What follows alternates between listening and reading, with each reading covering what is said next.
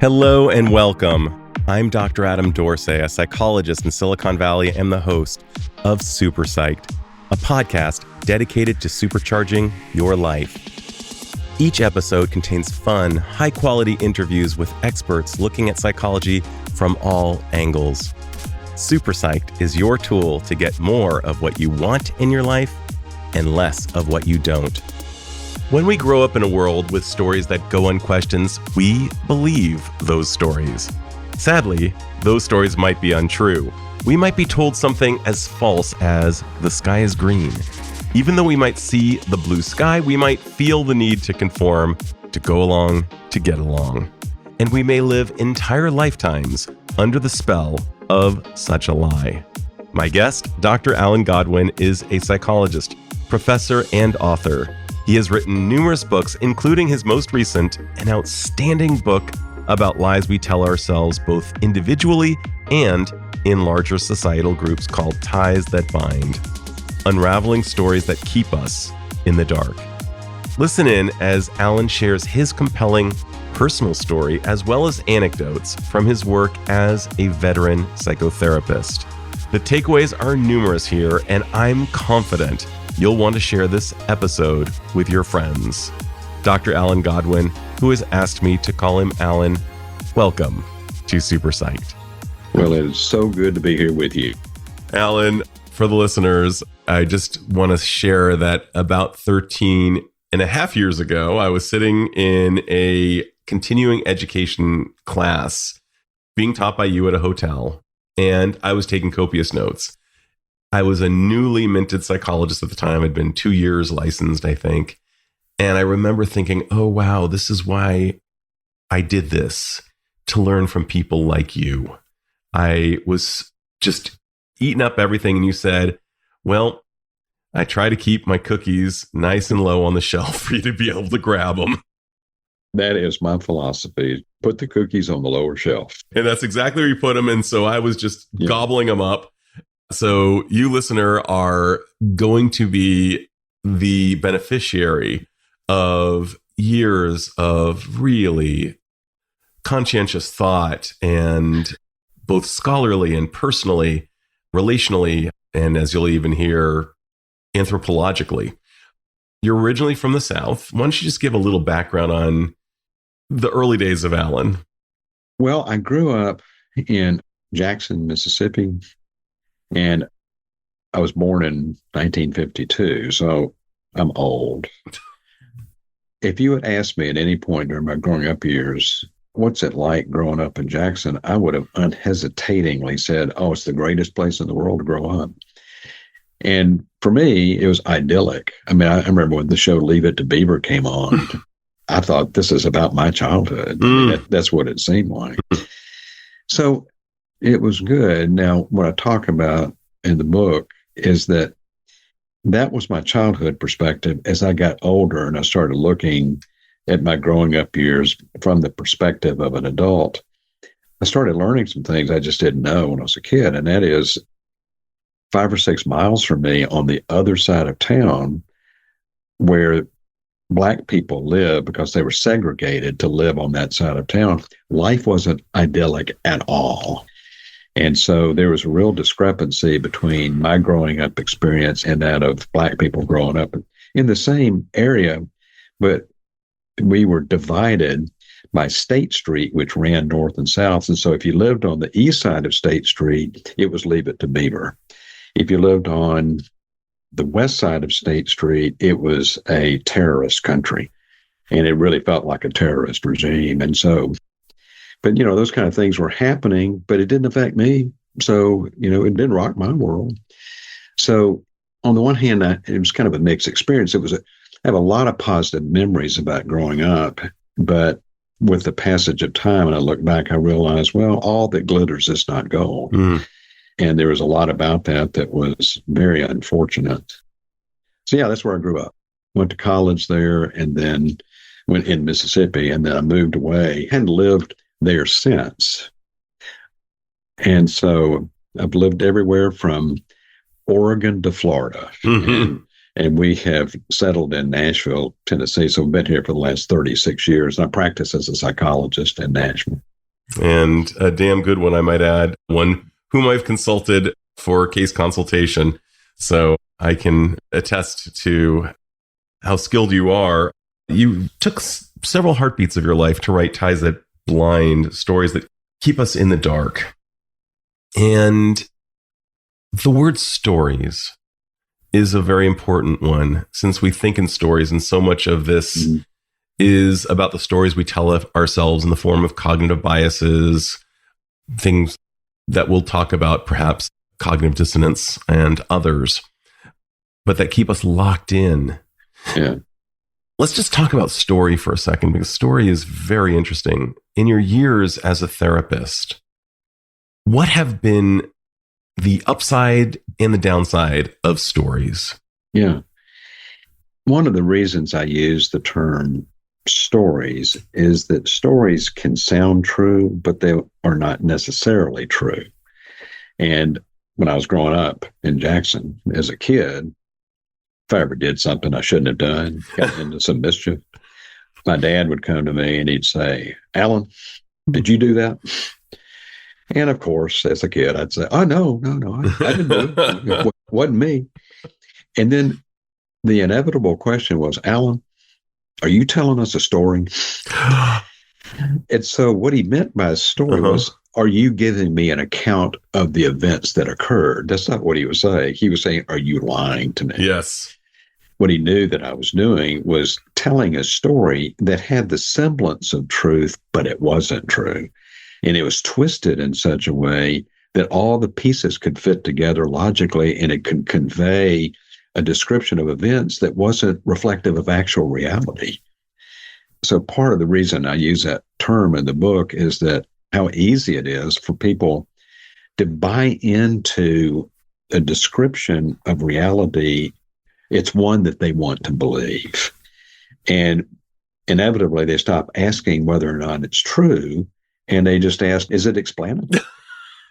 Sorry for laughing, but you mentioned that in the book, but it's like, it's so human, and it seems so obvious, and yet it's so profound. If you hear what you just said. Yeah. We want something to explain what just happened. And so we come up with a story. Yeah. You know, it's human nature. We all do that. I did it as a kid, but people keep doing that as adults too. They have what they want to believe, and they go looking for facts to confirm what they all believe. And, you know, social scientists, they call that confirmation bias. It's also called motivated reasoning, that you're motivated to find facts that fit with the story you've already formed. And so that happens very easily. I think it's so much part of human nature. I did it as a kid. I think we do it as adults too. And one of the things I tried to address in the book is people can do that individually.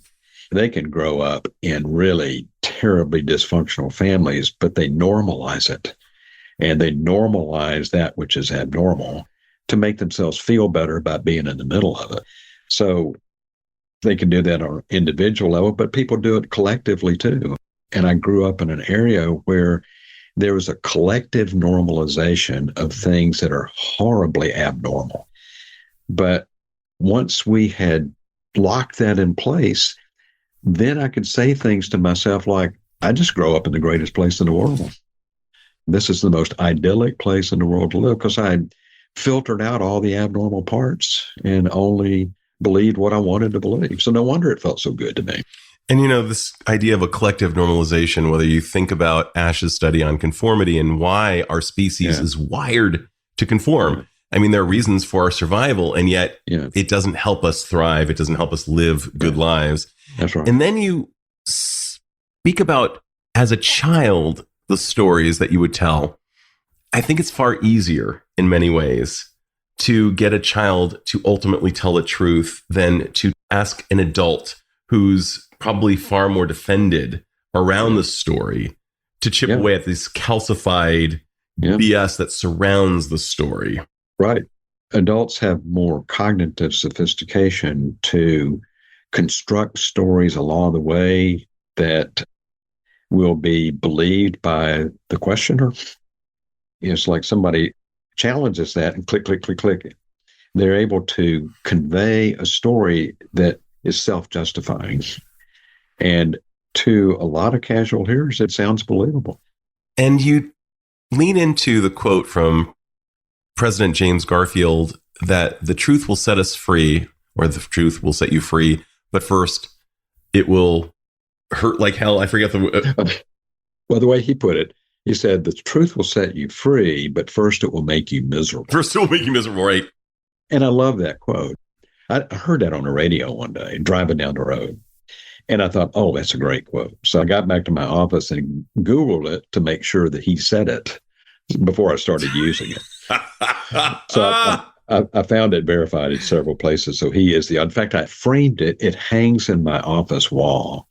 And I can't tell you the number of times meeting with a client, we'll be talking about this subject and I'll walk over and pull that picture off the wall and hand it to them and say, I think this is what we're talking about. And they go, oh, let me take a picture of that. So they pull out their phone and take a picture of it. So truth is liberating, and it's ultimately liberating to live in reality. But sometimes reality is not so pleasant. Mm-mm. And so if you look at reality as it is, there's parts of it that can actually make you miserable, but it's liberating. So there's that duality that it's wonderful on one hand. What comes along with it is the misery, but if you can come to terms with that, then it's liberating. But a lot of people, I think, and again, I think this is human. I say a lot of people, like I think what we all tend to do, we don't like the miserable part, so we just sanitize it, clean it up. We just get rid of the miserable part so we can have the parts that we want to have. So if that's what you've done, then it's not liberating. It's actually enslaving to filter out the parts that you don't like. So what's really liberating is the whole truth. Boy, how, in your experience, do we have a better chance of getting at the truth? What are some techniques? What are some strategies that may help you as a therapist, maybe help the client as well? What have you seen help? Obviously, there's no truth with a capital T in terms of getting there easily every time, but what have been some strategies that you see stack the cards in favor of better outcome? That's a wonderful question. And I don't know if I have a wonderful answer. One of the things I make a pretty extended reference to in the book is the work of a man named Jonathan Rauch. He's kind of a public intellectual. And he coined the term the reality-based community. And he wrote a book called The Constitution of Knowledge, and it's about epistemology. Epistemology is the science of how do we know what we know? So if you say something's true, how do you know it's true? How do we know it's not just your opinion? What are the tests that determines whether something is objectively real or not? And so in the reality-based community, you're not dependent on dogmatically stated opinions. You're dependent on the tests that you run to verify whether something is true or not. So people in a reality-based community would be people like scientists, historians, educators, the legal system, even though the legal system sometimes steers us wrong. What's important is if we're going to assert that something's true, there has to be some evidence that backs it up. So people in a reality-based community say, this is what we believe is true, and the evidence supports our conclusion. But another thing that goes along with the reality-based community is what you might call epistemic humility, that even when you've arrived at a conclusion, you're willing to say, but you know, there may be other studies that come along later that disconfirm what I'm currently believing. So I'm going to hold to this loosely. I'm going to hold to it, but I'm also open to the fact that maybe I'll be proven wrong at some other point. So it's an evolving grasp that you have. And there's one of the things that's true of the reality-based community is tolerance for ambiguity. There's parts of this I don't know for sure, but I'm willing to bank on it. So I think if people are committed to that method of truth acquisition, they're going to be much more apt to arrive at something that's real. So their whole goal is, I believe it because the evidence supports it. Now, in the book, I draw a distinction between that and what I call I think this is my term, and see anybody else use it, but the story-based fortress. And remember, stories aren't necessarily true. They just sound true, and they're explanatory. And so what people in the story-based fortress do is they start with a conclusion, and then they look for facts to support the conclusion. And any fact that doesn't support the previously formed conclusion is discarded. And so you end up with all these facts to support the conclusion that you already believed, and then you'll dogmatically say to somebody, "Hey, I'm just telling you the facts." Sorry for laughing. Well, yeah, you are telling them facts, but they're facts that are taken out of context to believe what you already wanted to believe. And what you have there is epistemic arrogance. And it's sort of the notion of, I'm right, you're wrong. That settles it. And whereas the reality-based community tends to be more open and inclusive of various viewpoints, sure, make your case. If you feel like this is wrong, I'm willing to listen to your case. In the story-based fortress, they're very exclusionary, and it's very much of an us versus them kind of mentality, that we have the truth and you're our enemies and you're trying to destroy the truth. So that's why I call it a fortress, because they build a fortress around themselves to keep out any opposing ideas. My view is, even though they're protected inside the fortress, they're also enslaved inside the fortress. And so the very thing that they need to be a fortress is also a prison. So the truth will set you free, but the story-based fortress, it locks you down. It keeps you a prisoner. And you may feel very satisfied inside the fortress, but you don't have the satisfaction that comes from truth acquisition. So if I walk around with plate mail from the Middle Ages as armor because I hear there are guns in downtown, and I basically go through life with this plate mail on, my movement will be profoundly restricted. And when I think about this fortress that we unwittingly put ourselves in, unwilling to have our minds changed, unwilling to tolerate ambiguity, it's a life that I would not consciously opt into. I'm sure I have placed myself inside of various fortresses throughout my life. And all I can say is simple but not easy. It's very hard for us to emancipate ourselves from these fortresses that we have consciously or unconsciously allowed ourselves to be a part of. And it's not well received by folks when you suggest an alternative truth when they're living inside of that fortress. No, absolutely. It's not. Yeah. When I talk about it in the book, I didn't want to talk about this from the lofty perch of an academic, just describing this stuff.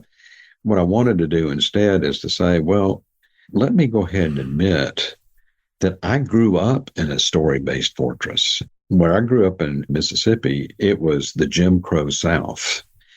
And it had all the earmarks of a story-based fortress. There was the us versus them. We're the ones that are in the right.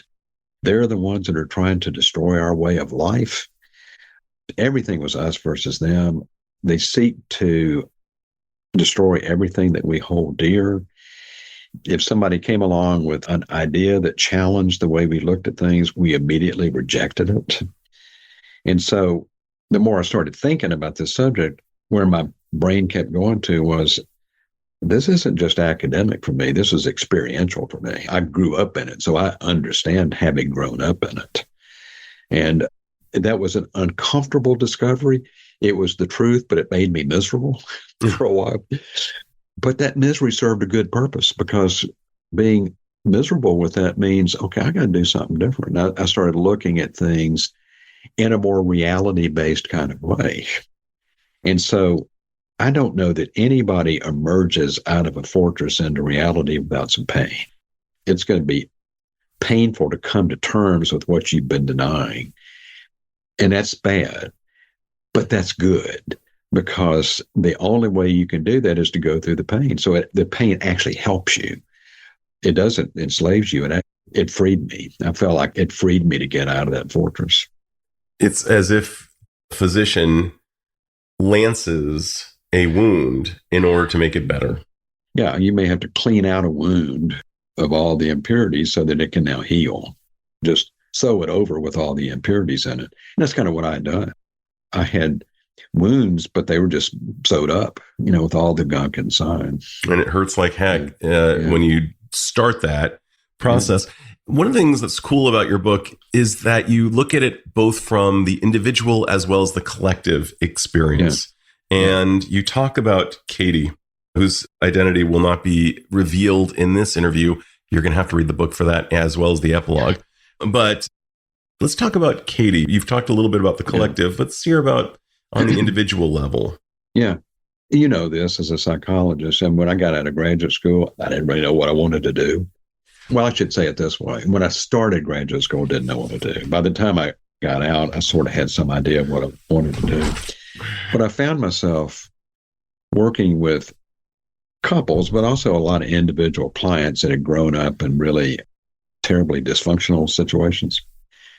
So I tell the story of an individual client who grew up in an alcoholic family. It was a sexually abusive family. And what she had done to pretend that everything was okay when it actually wasn't. And so she could convince herself that she was happy, but it was all based upon that pretending. And she existed like that for many, many years. Now, there's a number of things that happened along the way that started to pull some of those blinders off of her eyes. And then she was miserable because she was starting to discover the truth. So back to Garfield's quote.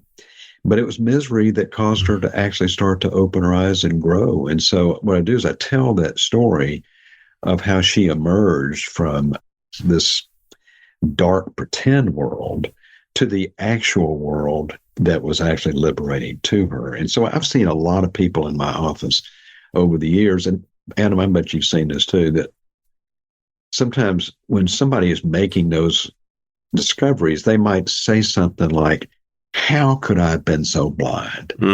How could I have not seen? I call it the Harry Potter question. If you've seen the Harry Potter movies, there's a number of times in the movie or the books where he'll find something he didn't know before, and he'll beat himself up. He says, of course, why didn't I see it before? That's my poor attempt at By the way, you just did the exact opposite of Daniel Craig. Craig, yeah. Because he plays a delightful Southern chap in Knives Out. And here you are doing the exact opposite with his hairstyle. Pretty great. Well, anyway, that's right. Please carry on with Harry Potter. Well, quick side note. I've seen several things that British people can do Southern accents really, really well. And they really can. Yes, they can. And Southern people can do British accents really well. Amazing. So there's something linguistic. Well, actually this will kind of timestamp it, but today's episode was with a University of Nevada at Reno linguistic professor who wrote a book called Why We Talk Funny. And she talks about the roots of these accents that we've inherited. And there probably is, I believe there is a lineage between the English accent and the Southern accent. Anyway. There's something there. But a lot of people I've found in my office, if they're going through that self-discovery process, they might at some point beat themselves up for not having seen before what they can see so clearly now. And that's been a very common question in my office. When I started noticing about 10 years ago that those questions are still being asked by people, but I started hearing another question asked. And the other question that I started noticing a lot of is not so much what is wrong with me that I didn't see it, but it's what is wrong with Uncle Irving. He has just gone crazy. He's always been the most sensible, reasonable, kindest person, but lately he's just into all of this conspiratorial stuff. And I had a guy come in my office. He was talking about his wife. He said she goes into the basement every night, spends hours on these sites, and comes up and tells me and the kids what she's discovering and fusses at us for not listening to it with her. And there's something wrong. I can't figure out what's wrong with her. So I'd had years of people emerging from situations of individual deception And what I was starting to notice is some of these individuals were now wrapped up in collectively deceptive system that's fueled by 100,000 social media friends, people they'll never lay eyes on. But now they've got this community of people who all reinforce exactly what she says she wants to believe. And so it's now a collectively deceptive system. So that's when my thinking started shifting a little bit. And people will say, I don't understand how that happens. How can people do that? And my observation was, well, if we can understand it on an individual level, it helps explain how it can happen on a collective level, because the dynamics are exactly the same. This one is individual, this one is collective, but it's really not that different. It's kind of built on all the same self-deceptive elements. It almost feels like there's a virus that has been quiet for years within Uncle Irving. I hear about this not infrequently, about people suddenly just, the seemingly rational Dr. Jekyll turning into a Mr. Hyde all of a sudden, seemingly overnight, and usually at Thanksgiving, presenting various conspiracy theories. And I'm just wondering, was it latent? Was it there all along? Is it embedded in a desire to belong? A fear of death? What's going on with Uncle Irving? How does this happen? That is take question. a guess. I mean, just take the question of what's your best hypothesis? I don't tend to put too much stock in monocausal explanations because there are usually numerous factors that come into play, and it may be a little bit different for each individual. And by the way, I did not mean to imply a monocausal. I do see it as a multiplicity as well. Oh no, I know you do. But I have to remind. You need to preface it with that. But I am more inclined to think that Uncle Irving didn't suddenly change into somebody he used not to be.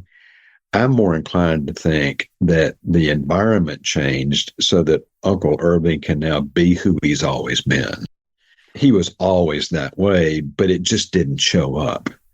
In the background around Uncle Irving changed so that what was concealed by the background is no longer concealed. So now you see it.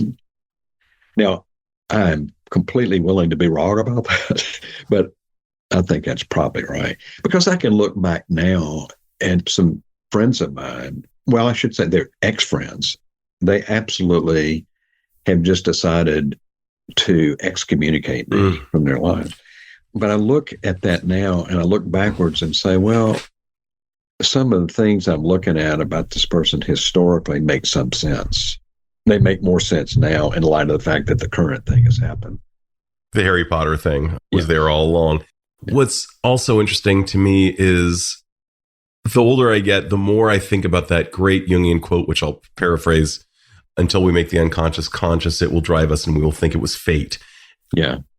It's such an imperative. I know it's going to sound like a plug for psychotherapy, but it is, or at least to go through something of some reflection within our lifetime. I forget if it was Aristotle or someone that described the introspective life. Anyway, I'm having trouble recalling the term from one of these, Aristotle or one of his buddies, but it would be my sense that Uncle Irving does not necessarily have to go down that horrible path if he unpacks his baggage in a safe place and takes a look at it, that the cards might be more favorably stacked, that he would be emancipated from this virus that could overtake his brain like mad cow disease. What are your thoughts on that? Well, I think I see a lot of examples of people who are impervious to any arguments against the story that they want to believe because they don't want anybody to disrupt their story. And so therefore, they just don't pay attention to things that might counter their story. So you tell them things and they haven't even heard of it. And the reason they haven't heard of it is because all of the information they get comes from inside their fortress. Another term for that is the information silo. And it's a hermetically sealed information silo. So the only thing that you hear is what's going to confirm what you already want to believe. So you try to talk to them about an alternate perspective, And they think, well, yeah, but you're one of those people that's been duped by lies. And I've got the truth, and people have been lying to you, and you are susceptible to lies. And then that kind of drops sand into your mental gears, because what they've done is they've flipped reality around and are basically saying, you're the one that's been duped, not me. And where do you go in that conversation? I remember the very first time I was aware of somebody flinging BS at me that was so powerful and toxic that I came to be gaslit by this guy. I was like, maybe I'm the one. Yeah. And I remember that feeling. And it's not like this person, this fictitious Uncle Irving, is maliciously flinging BS and gaslighting intentionally, but he has so bought in hook, line, and sinker that his need to believe, his identity with this group, his need to belong may even be informing this. Well, yeah, I make a big point of that in the book too, that what draws people in to these communities is their need for attachment. And they may have very superficial connections or attachments, but inside that fortress is the warmth of crowd inclusion. And you come in and you're warmly embraced, and that meets, well, it purports to meet a very human need for attachment. I don't think it actually meets it, but it offers it. And some people come in, and so they get their attachment needs by joining into this community. But the other human need that I make a point of is identity, that we have a need to know who we are and what makes me me. And once you become part of that fortress, it becomes your identity. And so the way I put it to people is your attachment needs draw you into this fortress. Your identity needs keep you in. Because the last thing in the world you want to do is to give up your identity to leave the fortress. So I was driving down the road the other day, and I heard the old song by the Doobie Brothers. And there's a great line in there. I'm sure you're familiar with it. It says, "What a fool believes he sees, no wise man has the power to reason away." That's such a great line. It's such a great line. Just say it again, just so that listeners hear it. What a fool believes he sees, no wise man has the power to reason away. So people that are inside that fortress, he believes what he's saying, and there is no amount of reason on this planet that's going to cause this person to rethink what they've committed themselves to. And there's this phenomenon called the cost fallacy, that once you've sunk so much of yourself into this ideological system, it would cost you so much to leave it that you basically adopt the stance that says, that's my story and I'm sticking with it. No matter the consequences, I'm going to stick with it. So and that flies in the face of tolerating ambiguity and being willing to have a scientific mind. I love what Adam Grant has written about in Think Again. It's all about exactly what you're talking about, thinking like a scientist, and how thinking like a scientist will win. And how, sadly, Uncle Irving, with his need for affiliation with these invisible others, actually, they're not real. They're people on the radio, they're people online. They're not people who are actually necessarily in his life, giving him love and his 3 a.m. friend who he can call on to say, my car's in trouble, I need help. These are the people who are basically invisible. I see it in positive places as well, which is kind of weird. I'm a huge Warriors fan. If the Warriors win or lose, does it really affect my life? Not at all. Right. If Steve Kerr leaves the Warriors, does it really, really affect my life? And when I say I'm part of Warrior Nation, which I'm not, but that is what they call it, people say, Warrior Nation. It's like, okay, that is not a powerful common denominator, but we so badly want to affiliate. Yeah. Our species is wired for this. Yeah. And I would say, sadly, it's Uncle Irving's unmet attachment needs being cast wherever he feels that they will take him. Yeah. And that's interesting she brought that up, because I'm in the book too. sporting events. I remember in college, I'd be hoarse for 3 days, after a Saturday game. I couldn't talk because I'd been screaming my head off. And I was on top of the world if we won. I was in the depths of despair if we lost. And most of the time I was in the depths of despair. But sporting events is sort of a benign microcosm. Totally. We're talking about. It's fun, but it's only fun if it's the benign version. Once it becomes the malignant version, it takes over your whole existence. And what do we also know is that when our team loses, our testosterone levels in men in particular go down, the likelihood of some type of domestic violence goes up. It's really sad. And I love sports. I've been hoarse for days as well. And I've been ecstatic for days as well. I remember going to my very first Warriors game and somebody asked me what it was like. And I said, well, I've never done meth, but being there is what I imagine what meth must feel like. I was so elated. I was so over the moon, having the best time of my life. Why would people take their shirts off and paint letters on their chest and stuff like that? Yeah, you're kind of psychotic. Exactly. Except for the fact that you're going to be cheered and it's going to be perceived as the ultimate in support. Yeah. But you experience the warmth of crowd inclusion. Fitting with this topic, I quote this example in the book where I've always been kind of a World War II buff. And there was a series that came on, I believe it came on starting in 1974. It's about 20 episodes, I think, called The World at War. And it was a PBS docuseries.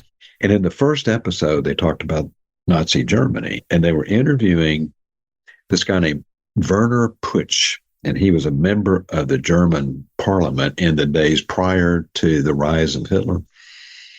And he was not one who ever bought into all that. But he said he was describing his experience of going to a Nazi rally in the 1930s. He said, at first he wasn't a good speaker.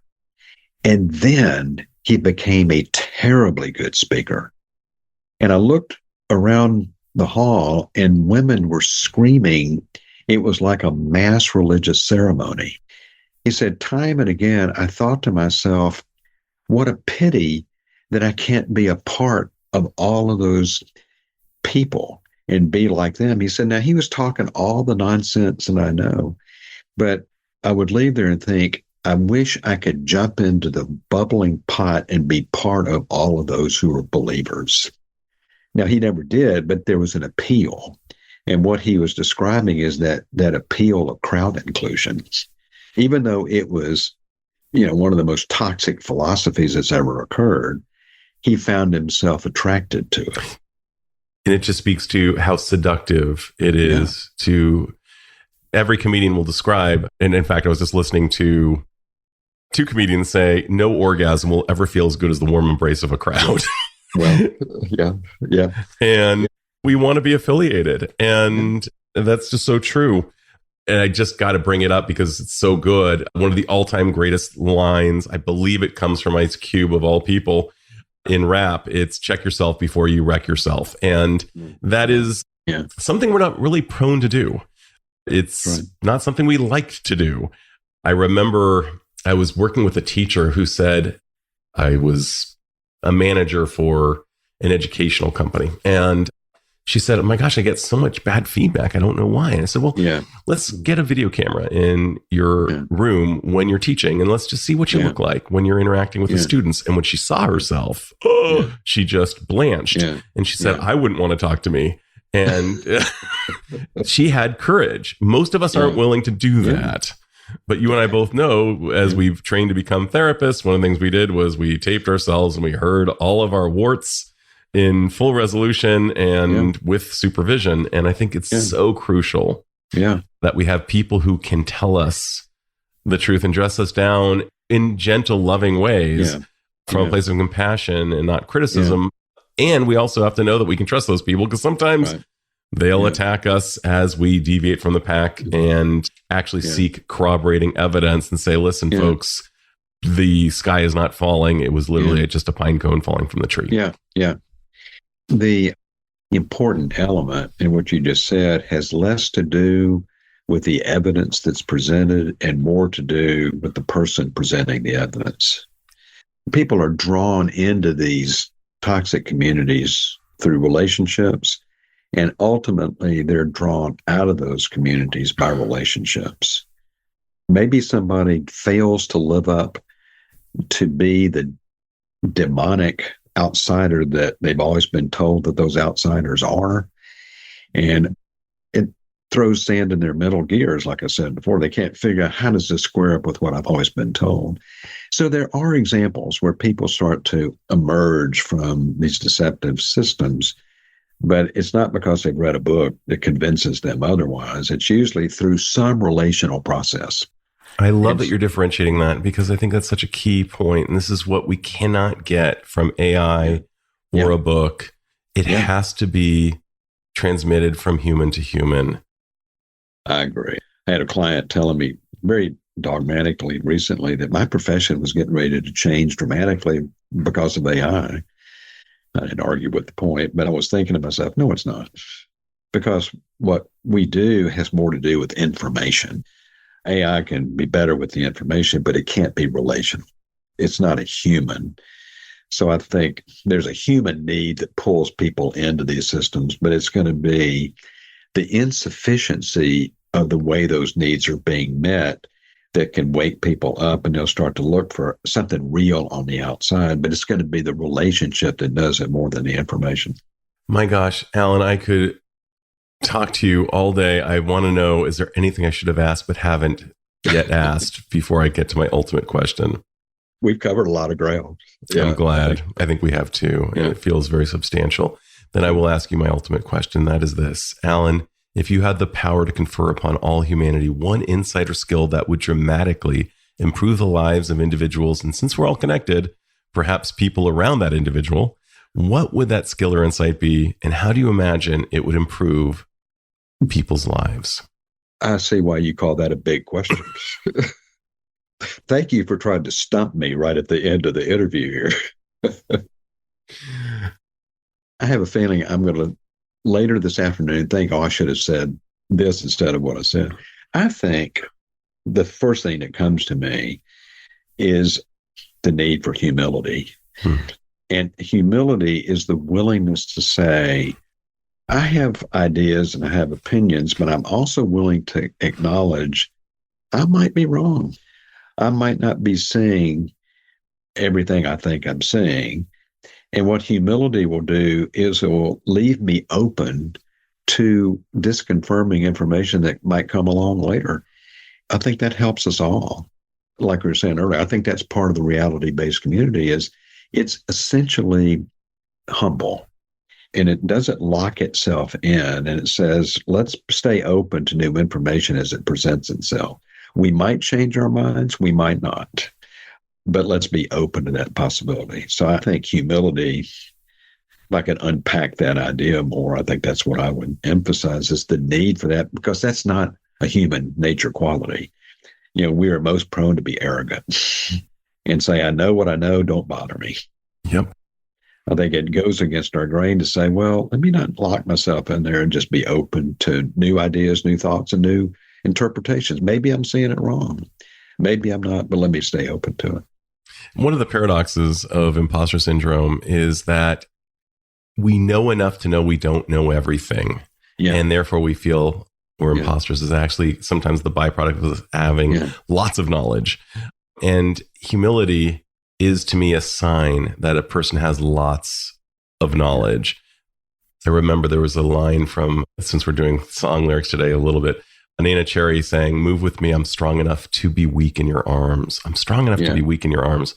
And I love the fact that you walk the walk or walk the talk. I forget how it works, but you had your daughter edit this book to the benefit of this book. And I can only tell that you are a person who is willing to get off his horse and ask folks, tell me how I get from point A to point B. And I know this about you in spite of the fact that you know the way to so many places. So I just want to thank you for your own humility. I want to thank you for investing your heartbeats, this opportunity cost of time in writing, ties that blind, stories that keep us in the dark, an essential read, and just cannot wait to speak with you again about something else. We need to not wait 13 years. Let's not do that. It's been 13 years. We need to do this like at least every 10 years. Maybe let's ratchet it back to maybe every other year at worst. Yeah. But Alan, thanks again. Well, thank you for having me on. It really is good to connect with you again. I followed you on social media, and so I didn't know if you'd remember who I was or not. So I'm glad that we were able to connect. So thank you. Yes, you are deeply embedded in my psyche, Alan. This is Dr. Adam Dorsay thanking you for listening to SuperPsyched. If you know anyone who might like it or who might benefit from listening, share it. And if you like the episode, please hit subscribe